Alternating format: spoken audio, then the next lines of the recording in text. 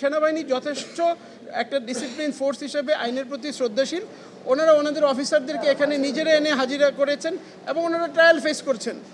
র্যাবের কর্মকর্তাদের বিরুদ্ধে মামলাটা আনিত হয়েছে প্রসিকিউশন দ্বারা। সেই মামলার চার্জ গঠনের শুনানির জন্য এবং শুনানি পরবর্তী আদেশের জন্য ধার্য তারিখ ছিল।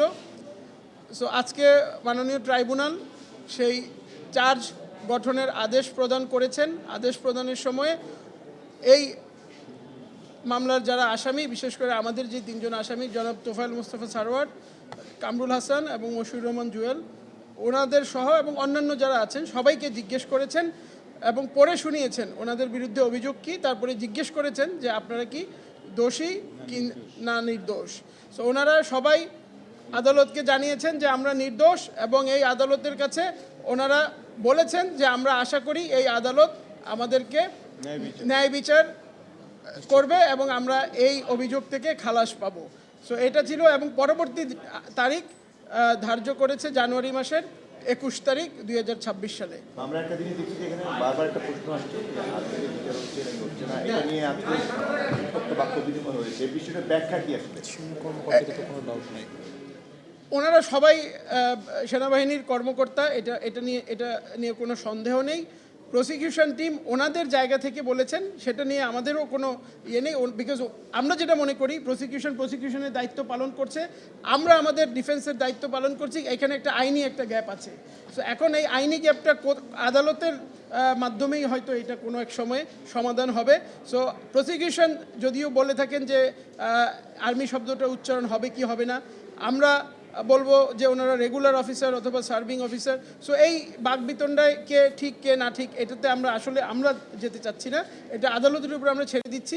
যদি কখনো এটা আদালত এইটার ব্যাপারে কোনো মতামত প্রকাশ করে অথবা বিচার করেন, সেটা সেই অনুযায়ী বিবেচনা হবে। তবে প্রসিকিউশনের উপরে আমাদের সম্পূর্ণ শ্রদ্ধা আছে। তাদের দায়িত্ব পালন করছেন এবং মাননীয় আদালতের উপরে আমাদের সম্পূর্ণ শ্রদ্ধা এবং আস্থা আছে যে আমরা আসলে আমাদের যারা যে আসামিদেরকে আমরা ডিফেন্স করছি তারা নির্দোষ এবং নির্দোষভাবে প্রমাণিত হয়ে খালাস পাবে। আপনি বলেছেন যে মামলা ড্র্যাগিং করতেছেন, এটা কেন বললেন? মামলা ড্র্যাগিং আমরা বলেছি আমরা করছি না। আমি যেটা বলেছি সুস্পষ্টভাবে যে মামলা ড্র্যাগ করার কোনো ইন্টেনশন আমাদের অন্তত নেই এবং এটা কোনোভাবেই প্রমাণ দেখাতে পারবে না এবং হয় নাই। বিকজ আইনের মধ্যে যেই প্রভিশনগুলো দেয়া আছে, যেই সুযোগগুলো দেয়া আছে ফেয়ার ট্রায়ালের জন্য, আমরা সেটা পুঙ্খানুপুঙ্খানুভাবে মেনে কোর্টের কাছে উপস্থাপন করেছি এবং আমরা কখনোই আইনজীবী হিসাবে কোর্টকে জোর করি না। আমরা আইনে কি আছে সেটা কোর্টকে বোঝাতে চেষ্টা করি, কনভিন্স করতে চেষ্টা করি এবং মাননীয় আদালত সেটা দেখে, আইনের প্রভিশন দেখে এবং ফেয়ার ট্রায়ালটা যাতে নিশ্চিত হয় সেটা মাথায় রেখেই মাননীয় আদালত কিন্তু সবগুলো অর্ডার এই পর্যন্ত দিয়েছেন। ওনাদের কাছে একটা জিনিস কি রিজনেবল একটা জিনিস কোর্টে খুব বিচার মানে মাথায় রাখা হয়। প্রত্যেকটা জিনিস ওনারা রিজনেবলনেসকে মাথায় রেখেই, ফেয়ার ট্রায়ালকে সামনে রেখেই ওনারা এই আদেশগুলো দিয়েছেন। সো এই পর্যন্ত আমরাও আবেদনগুলো সেভাবেই প্লেস করি। বিশেষ করে আমাদের যারা ডিফেন্স আছে আমরা কখনো জোর করি না। আমরা কোর্টের উপরে ছেড়ে দেই, কোর্টের বিজ্ঞতার উপরে ছেড়ে দেই, তাদের ওয়াইজ জাজমেন্টের উপরে ছেড়ে দেই এবং আইনের উপরে ছেড়ে দেই।